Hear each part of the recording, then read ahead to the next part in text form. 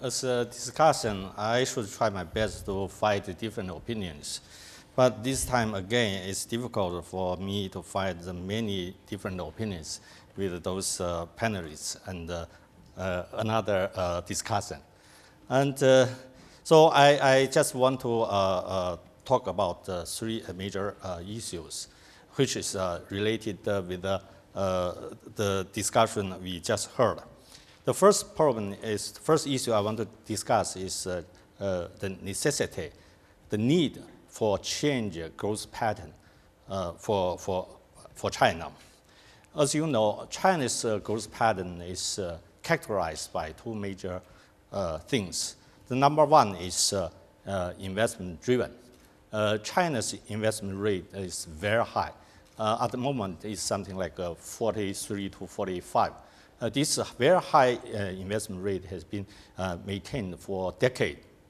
Another important characteristic is export-driven. And China's export over GDP ratio is around 30% of GDP. And China's trade surplus over GDP ratio in 2007 is something like 10%. Now it's much lower, but still higher than 4%.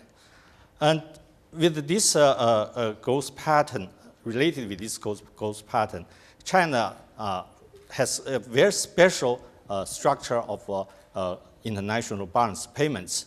That is, China has been running so-called twin surpluses for more than 2 decades. Twin surplus means current account surplus and capital account surplus. As we know, in order to see whether a country is a capital importing country or capital exporting country, you just need to check whether this country is running current account surplus or current account deficit. China has been running current account surplus since 1991, except for 1993. So since 1991, China has been running current account surplus continuously for almost 2 decades now, which shows that China is a very important capital exporting country. And we know from a textbook, economic textbook, a developing country should be a capital importing country, not capital exporting country. I remember that later Professor Dombush once said, a poor country should not invest in treasury bills because they should use the resource for improvement of living standard and the investment in domestic, in their own country. But China has failed to do so. So the reality is that at this moment, China's average, China's income per capita is something like 4,000 US dollar. But China has been for years lending money to US. And US income per capita is $50,000.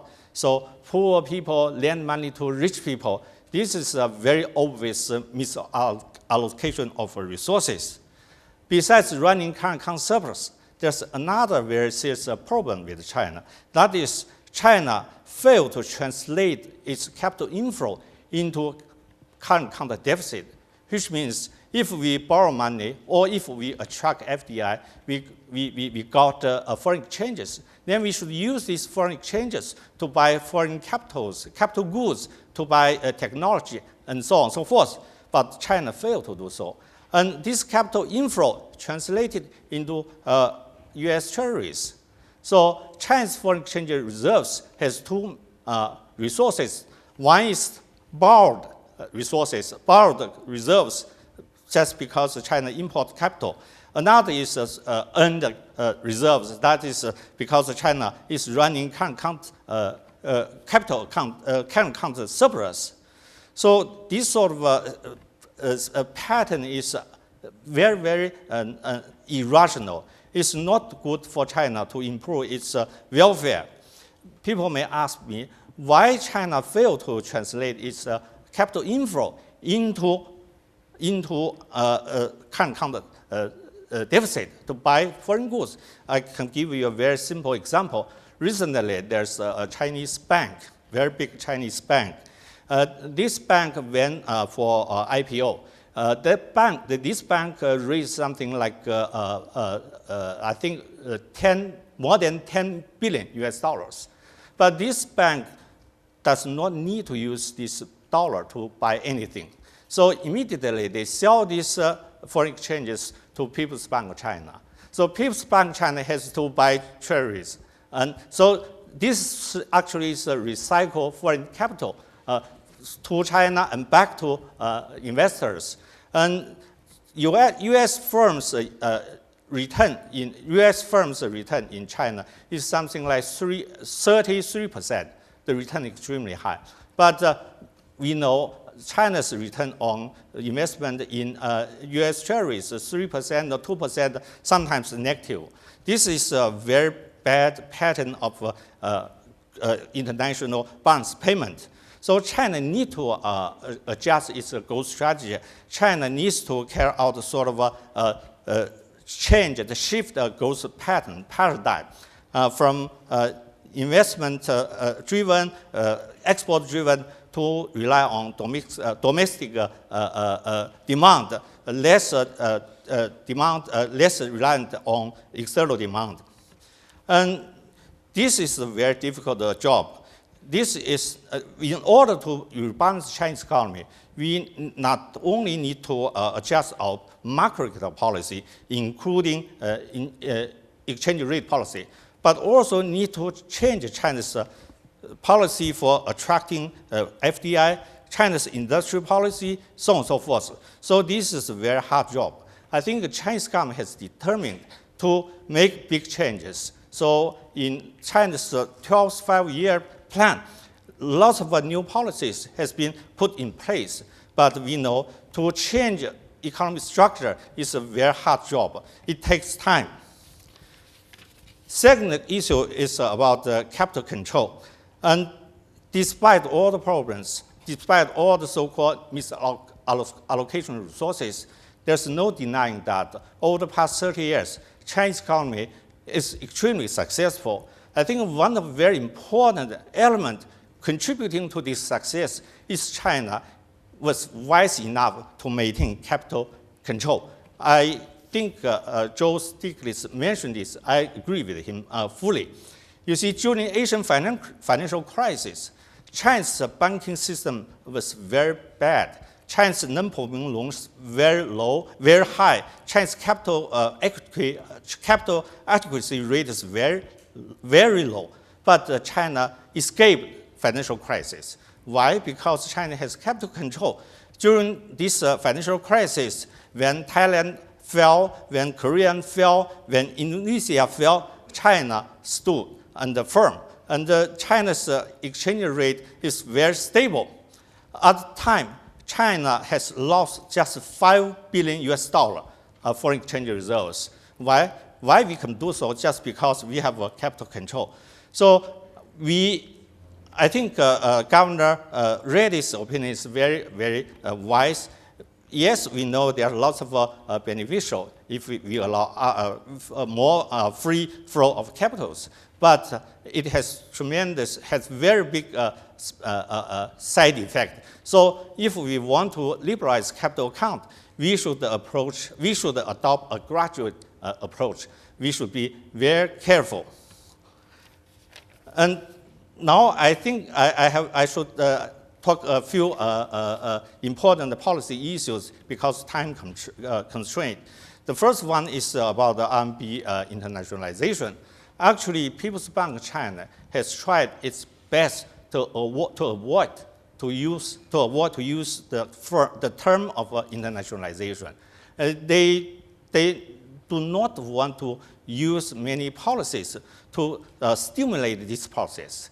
And they want to allow RMB to be used very naturally. If the market need to use RMB as a settlement currency, as a denomination currency, it's okay. But China will not, at least since recently, China will not add more policies, incentive to promote this process. So I think People's Bank of China is very cautious about the internationalization of RMB. We know internationalization of RMB is very beneficial from long run for China, but we also see there are some problems. It will cause problems. For example, it's very good for Hong Kong residents to accumulate RMB, which shows that they have confidence in RMB. For example, recently, RMB deposit in Hong Kong has been increasing quite significantly, as Mr. Dalal said. That's entirely correct. But why Hong Kong residents want to accumulate foreign exchange? Why Hong Kong residents want to hold more RMB deposit? One very important reason is RMB appreciation expectations. So as soon as they found RMB has appreciated, they may dump RMB. They will not hold RMB. So in order to encourage non-residents to hold RMB, China has a strong economy. So as following the development of the Chinese economy, I think very naturally RMB will be more widely used internationally. Another important policy issue is about the reform of international monetary system. I think this is very important for China. Governor Zhou actually is one of most important central bankers which raised this issue. But on the other hand, Chinese government is quite cautious about this issue because I don't know why. Maybe we don't want to annoy Americans. And anyway, Chinese government want to support this effort, but Chinese government does not have the intention to lead this adjustment, lead this reform. Hopefully, if we can persuade the Chinese government to play more important role, then Chinese government will play more important role in this regard. Then lastly, exchange rate. Personally, I think to allow RMB to be more flexible is in the interest of China. And so we should create conditions. We should prepare for a more flexible exchange rate. We should prepare a faster appreciation of RMB. Finally, please allow me to quote one paragraph written by an American scholar, and also he is also a government official.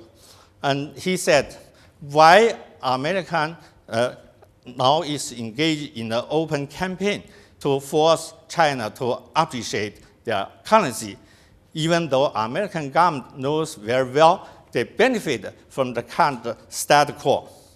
And the answer is that, could it be that this is the point? A cynic might hope that the push for RMB appreciation is not a response to misguided political pressure, but is instead a devious attempt to prolong the enormous benefits the U.S. derive at the Chinese expenses. Or perhaps this is an accident, not a design. Either way, the administration has come up with a brilliant strategy to keep the good time rolling. The author of this, this sentence is Mr. Swigel, and Philip Swigel. He was Assistant Secretary to Treasury. I think this is quite authoritative. Okay, thank you.